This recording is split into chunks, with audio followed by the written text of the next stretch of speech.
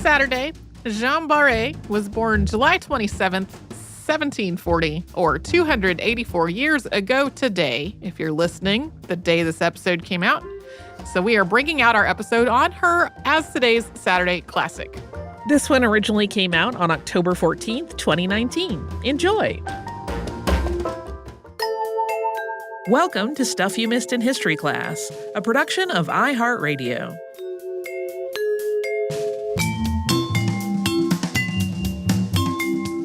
Hello and welcome to the podcast. I'm Tracy V. Wilson. And I'm Holly Fry. And today's episode is a sponsored one. It's sponsored by the all-new 2020 Ford Explorer. They asked us to do something that was related in some way to exploration and then left it totally up to us. How did we want to interpret that? So, of course, we had a big pile of ideas at the ready that fit in some way for that theme. And we finally decided to talk about Jeanne Baret, who was the first woman known to circumnavigate the globe. But her experience was not just about the travel. Like a lot of the women travelers that we have talked about were traveling to explore, just mostly because they had disposable income and, had the means and the money to do that kind of thing. And sometimes to do other work alongside all the travel, but like the travel was a major piece of it. She was working and the work she was doing was taking her to places that were totally unexpected for somebody of her gender and her economic class in the 18th century. Jeanne Baret was born on July 27, 1740, to Jeanne Baret and Jeanne Pochard. They lived in La Camelle, France, which is roughly 200 miles, that's about 320 kilometers, southeast of Paris. This was a rural agricultural area, and Jeanne's father worked as a day laborer.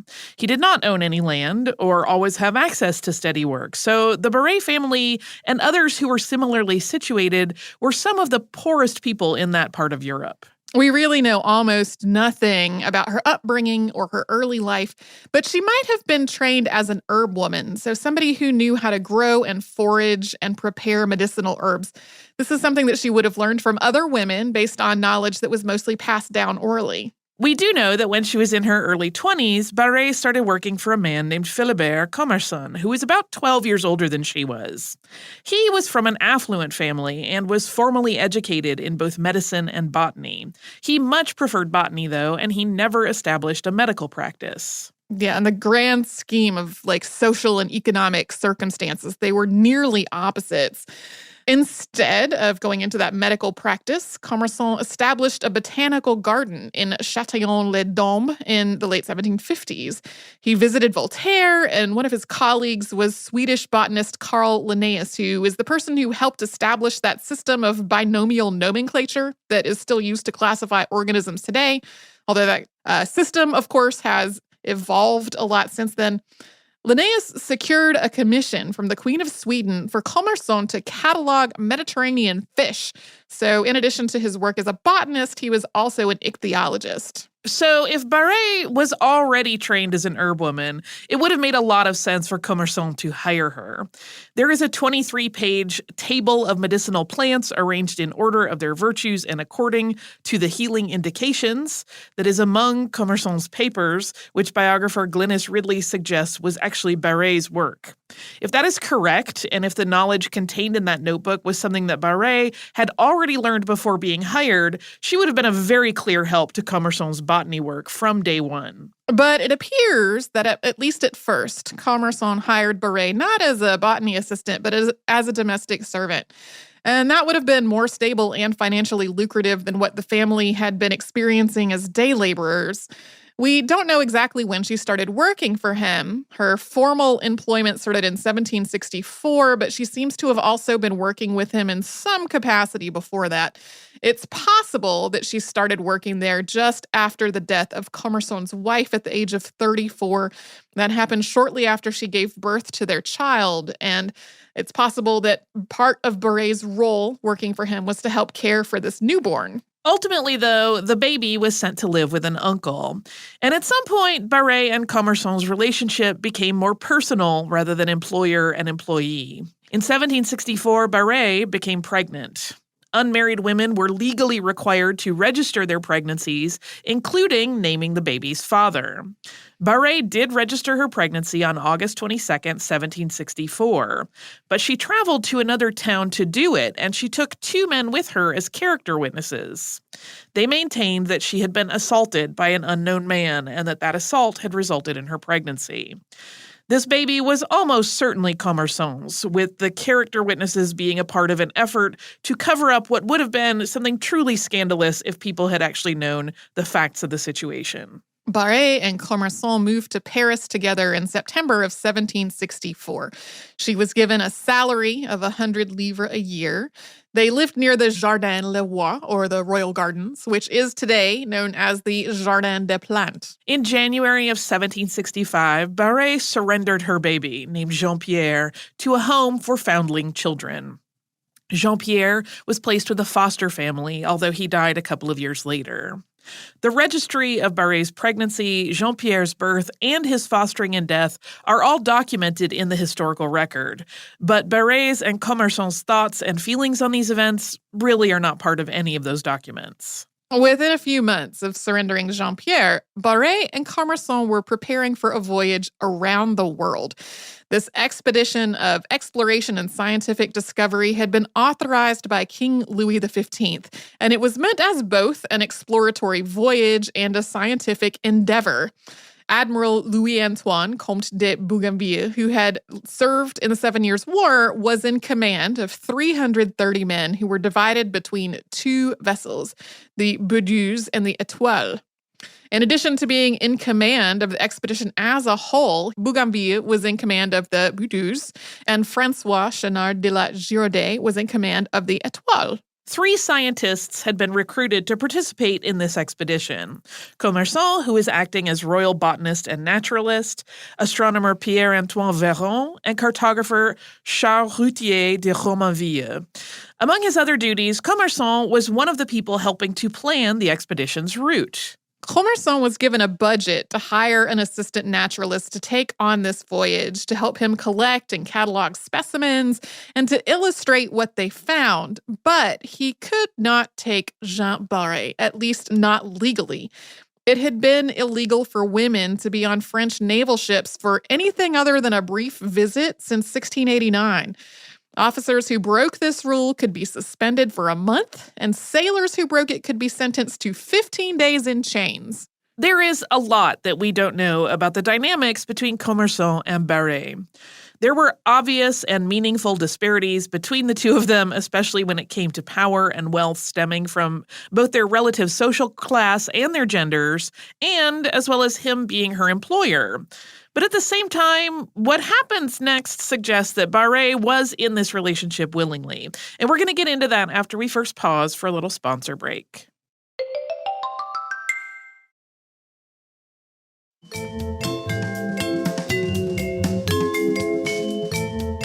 As they were preparing for their expedition around the world, Philibert Commerson wrote out a will.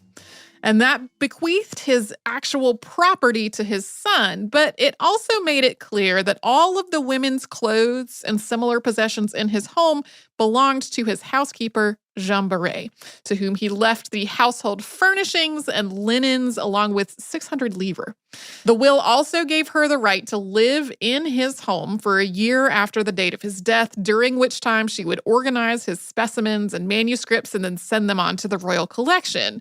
The will makes it sound as though Jeanne Baret was staying behind while he was going on this expedition, and it also noted that she was sometimes known as Jeanne de Bonnefoy. Baret was not staying behind, though. Instead, Commerson maintained that he had not been able to find a workable assistant to go with him on this voyage, in spite of all of his efforts to do so. Then, Jeanne Baret, dressed in men's clothing and using the name Bonnefoy, arrived at the port of Rochefort, maintaining that she was looking for work. Commerson hired the disguised Baret on the spot, and from that point on, for much of the expedition, he consistently referred to her as male. Based on everything we know about the situation, this was a disguise and not a reflection of her gender, so we will keep referring to her as a woman. This whole ruse seems like kind of a stretch to me. The idea that he would have just hired a random person on the spot, having failed to find somebody that met actual criteria for a botanist's assistant on this voyage. But it seems like everyone thought that was, it made sense, I guess, that he hired an apparently random person at the dock. I feel like this is one of those things where it's like the excuse checklist of like, look, you all know who this is, and I know who this is, and she knows you all know who this is, but we have, we've checked all the boxes. For all you know, you can say you thought it was a dude the whole time. Yeah, this is also really, to me, the moment that if she had wanted to get out of this situation, it would have been easy enough to not show up, which definitely would have been a reduction in the opportunities that were available to her. She probably would have had to go back home and try to find some kind of other employment. But this would have been an easier moment for her to kind of slip away if she did not actually want to go on this voyage. So the Étoile and the Boudeuse planned to cross the Atlantic separately, traveling southwest across the Atlantic Ocean to rendezvous at Rio in June of 1767. From there, they would sail south along the coast of South America and through the Strait of Magellan. Then they would follow the western coast of South America before turning west to cross the southern Pacific.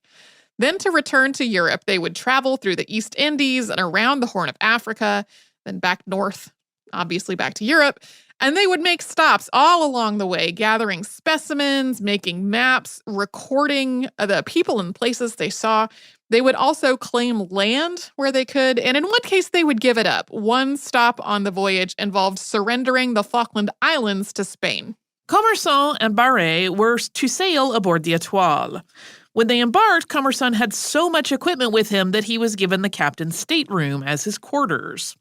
The captain's stateroom had its own private bath, which would have made it easier for Baret to conceal her sex while on board. The idea of easy is really relative here, though. For almost 2 years, Baret maintained a disguise that required her to bind her breasts. Today's chest binders are usually made with synthetic elastic fibers, which have some stretch, but these materials had not been invented yet when Baret was living. She would have been using bandages or strips of cloth, and given the materials that were available at the time, they wouldn't have been very stretchy or giving at all. This would have made this whole process a lot more uncomfortable and difficult, with the bindings also prone to slipping and shifting during the day. Working as Commerson's assistant also required Baret to do a lot of physical work in all kinds of weather and climate conditions, from the tropics to the far southern tip of South America, which is almost in the Antarctic Circle. So even before accounting for the difficulties of travel and the work itself, Baret's job was inherently uncomfortable, often unpleasant, and very physically demanding. Added to that, there were storms that seriously damaged the ship, and periods where they were becalmed and ran out of food. Illnesses spread among the crew, and there was intense seasickness at sea, and that often affected both Baret and Commerson. So he was able to spend time out on deck.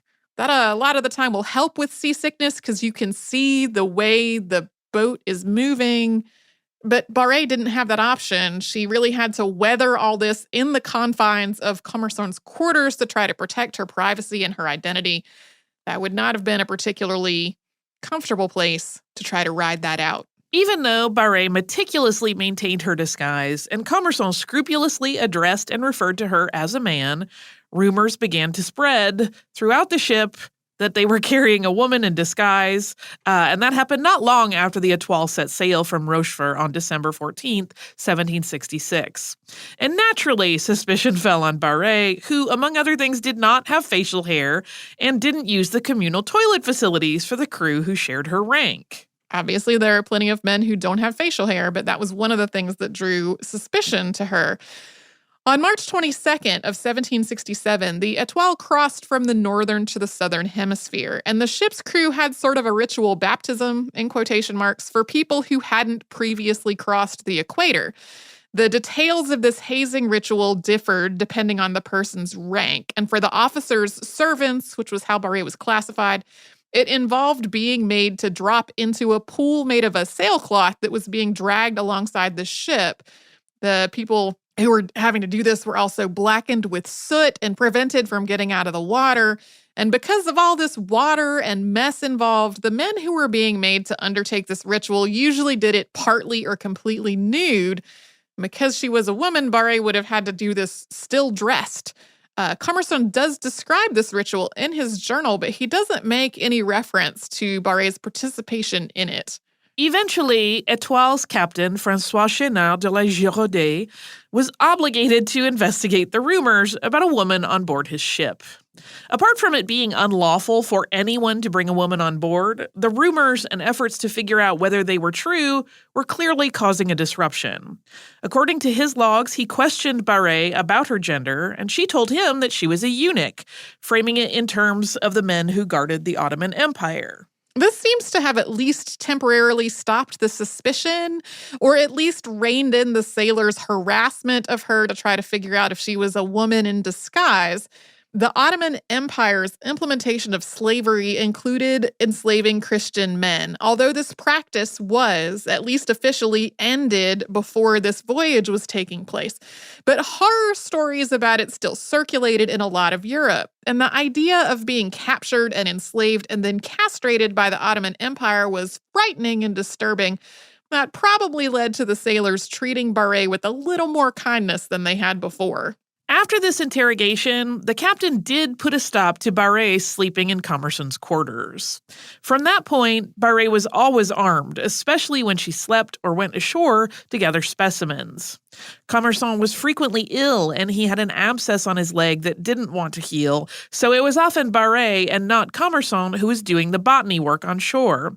And she was often doing it without him or anyone else to protect her. The plants that they collected in the earlier part of this voyage included the one that they named Bougainvillea spectabilis, or the Great Bougainvillea, which is named, of course, for Bougainville, the commander of this expedition.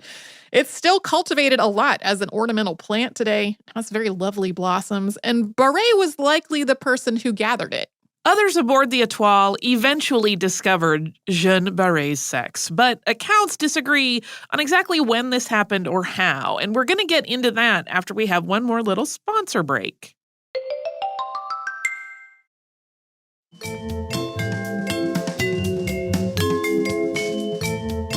Louis-Antoine de Bougainville wrote the account that's most often cited as far as how Jeanne Baret was discovered to be a woman. This isn't just because he was in command of the whole expedition and was one of the most prominent people on it. It's also because, unlike the authors of all the other accounts, he later edited his journals into a book and had them published. His account of the discovery is noted as having been written on May 28th or 29th, 1768, about 6 weeks after the expedition left Tahiti, which was the first time that the French had actually seen this island. Bougainville writes that some business called him over to the Étoile and, quote, I had an opportunity of verifying a very singular fact. For some time, there was a report in both ships that the servant of Monsieur de Commerson, named Baret, was a woman. His shape, voice, beardless chin, and scrupulous attention of not changing his linen or making the natural discharges in the presence of anyone, besides several other signs, had given rise to and kept up this suspicion. He went on to describe Baret as an expert botanist who had worked alongside Commerson with, quote, so much courage and strength that the naturalist had called him his beast of burden. He went on to write, quote, a scene which passed at Tahiti changed this suspicion into certainty. Monsieur de Commerson went on shore to botanize there. Baret had hardly set his feet on shore with the herbal under his arm when the men of Tahiti surrounded him, cried out, it is a woman, and wanted to give her the honors customary in the isle. The Chevalier de Bernard, who was upon guard on shore, was obliged to come to her assistance and escort her to the boat. Okay. The honors customary to the Isle that he is referring to, we should clarify. The French had virtually no experience with Pacific Island cultures at this point, and they really widely misinterpreted a lot of actions and gestures as being an offer or an expectation of sex. And this includes ceremonial gifts of cloth, which were given wrapped around a woman or a girl's body, along with various dances and a general acceptance of nudity as being socially acceptable. Also, Bougainville's writing about Tahiti and Tahitians in his journal really spread a highly romanticized idea of the island and reinforced the idea of the, quote, noble savage that was being spread at the time by romantic writers like Jean-Jacques Rousseau. According to Bougainville, the discovery changed the tone of Baret's relationship to the rest of the crew. Quote, after that period, it was difficult to prevent the sailors from alarming her modesty.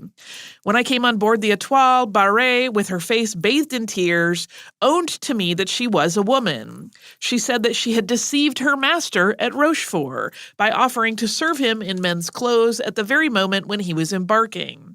That she had already before served a Geneva gentleman at Paris in quality of a valet, that being born in Burgundy and become an orphan, the loss of a lawsuit had brought her to a distressed situation, and inspired her with the resolution to disguise her sex, that she well knew when she embarked that we were going round the world, and that such a voyage had raised her curiosity. Although Bougainville had grounds to be angry with both Commerson and Baret because they had been deceiving everyone on board and her presence on the ship was unlawful, he finishes his account of what happened in a way that's relatively respectful, at least for part of it. After alluding to this trip around the world, he wrote, quote, she will be the first woman that ever made it, and I must do her the justice to affirm that she has always behaved on board with the most scrupulous modesty. And then it gets into the part that's maybe less respectful. Quote, she is neither ugly nor handsome and is no more than 26 or 27 years of age.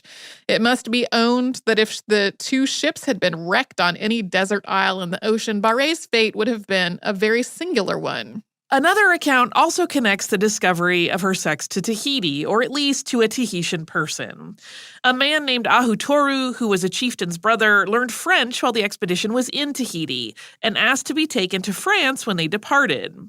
He described Baret as mahu, which is a term used in several Pacific Island cultures to signify a third gender.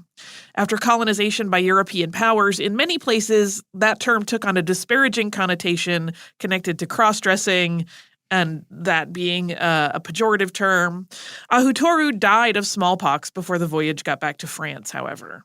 But most of the other accounts place this discovery of Jeanne's sex later, in July of 1768, on the island of New Ireland in Papua New Guinea, not in May in Tahiti.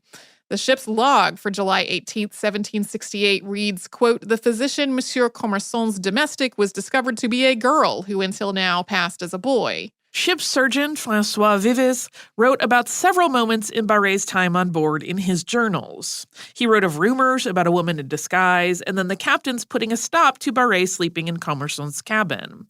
He writes as though he was present when the captain interrogated Baret, and that she said she was a eunuch.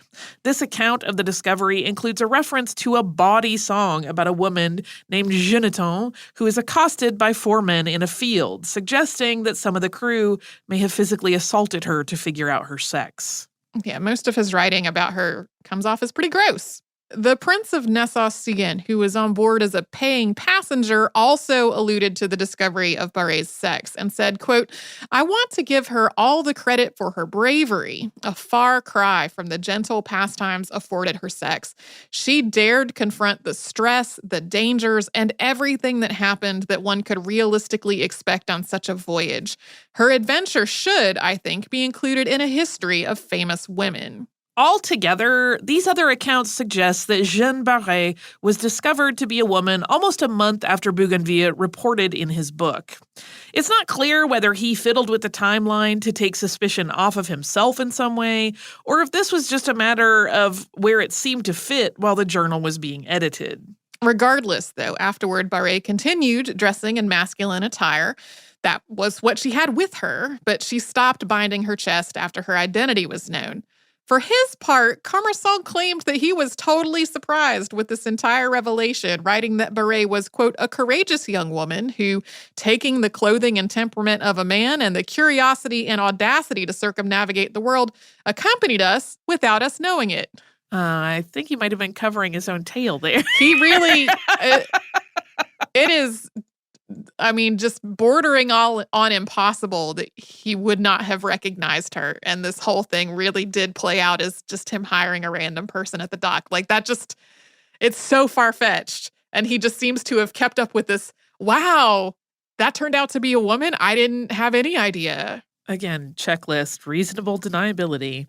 Bougainville's expedition left New Ireland on July 26, 1768. By December, they had traveled across the Indian Ocean toward the eastern coast of Africa. On December 12th, the ships left a small island, now known as Mauritius, which was then a French colony known as Île-de-France. They left without Baret or Commerson on board. Commerson had been released from the expedition. The ship's astronomer left at that time as well. On Mauritius, Commerson and Baret continued to live together and pursue their botanical work. This included making an expedition to the island of Madagascar and documenting various things on Mauritius. The island's governor was another botanist, a man named Pierre Poivre, who had become friends with them. And it's pretty likely that Bougainville thought that it was best that they both be off the ship, and that a French colony with a friendly governor who was also a botanist made Mauritius the best situation they could probably find to accomplish getting them off the ship. Commerson and Baret lived together on Mauritius for about 5 years. At first, they lived with Poivre at the governor's residence, but when he was recalled to France, they had to find their own lodgings. Commerson had been chronically ill for much of their time together, and his condition worsened in the early 1770s. He died in 1773, leaving Baret without protection or support. So, Baret once again found work, first working at a tavern and then running one. On May 17th, 1774, she married a non-commissioned officer named Jean Dubernal. And by that point, she'd been on Mauritius for 7 years. It's not clear exactly when Baret returned to France, but when she did, that last leg of the journey made her the first woman known to have circumnavigated the globe. Bougainville intervened on her behalf after she got back to France to make sure she wouldn't be punished for her time aboard ship. And a point in her favor in his doing this was that he didn't think that her example would inspire other women to do something similar. He thought she'd just be the only woman ever to circumnavigate the globe, and that, quote, her example is not likely to be contagious. This line of logic really reminds me of the way that people talked about Sor Juana Inés de la Cruz and how her becoming a nun was going to keep her from inspiring other women to be similarly iconoclastic in their behavior. Instead, the opposite wound up happening, to being punished.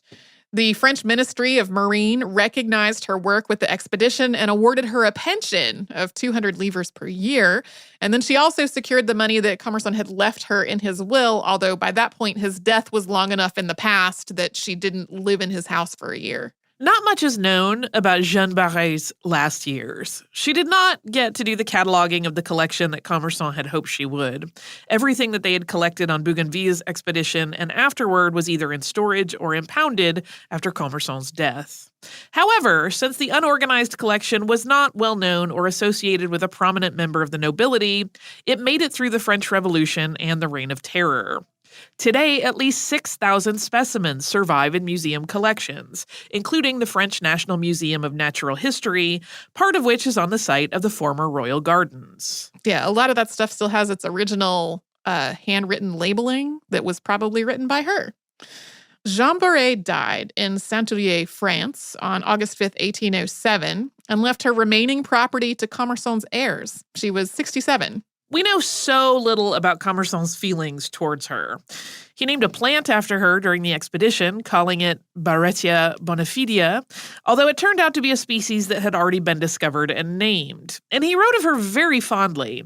Here is a sample cited in a biography published in 1993. Quote, "Armed with a bow like Diana, armed with intelligence and seriousness like Minerva, she eluded the snare of animals and men, not without many times risking her life and her honor." He also praised her for doing all of this risky and difficult work without complaint. He did also call her his beast of burden, but he did that while trying to maintain this ruse that she was a man. And that really doesn't seem like a weird way for a man to talk about his male assistant at the time. Although the plant that Commerson named after her didn't stick, Baret did have a species permanently named for her in 2012. That was Solanum berite, which is part of a large and diverse plant genus that also includes the nightshades.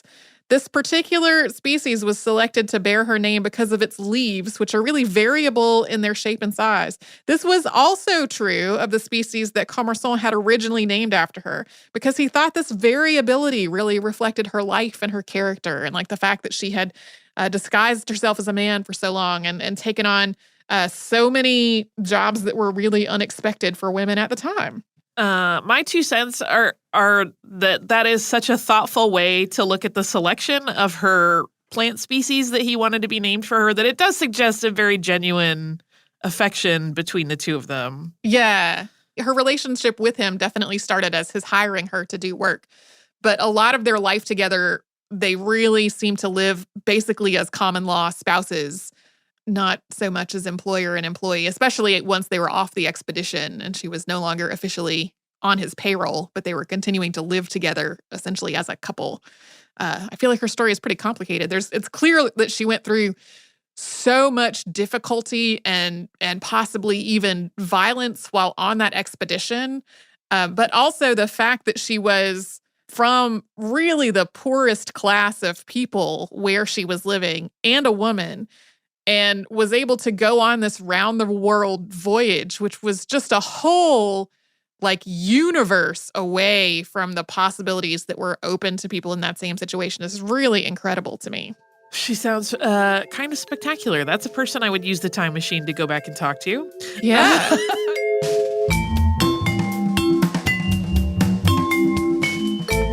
Thanks so much for joining us on this Saturday. Since this episode is out of the archive, if you heard an email address or a Facebook URL or something similar over the course of the show, that could be obsolete now.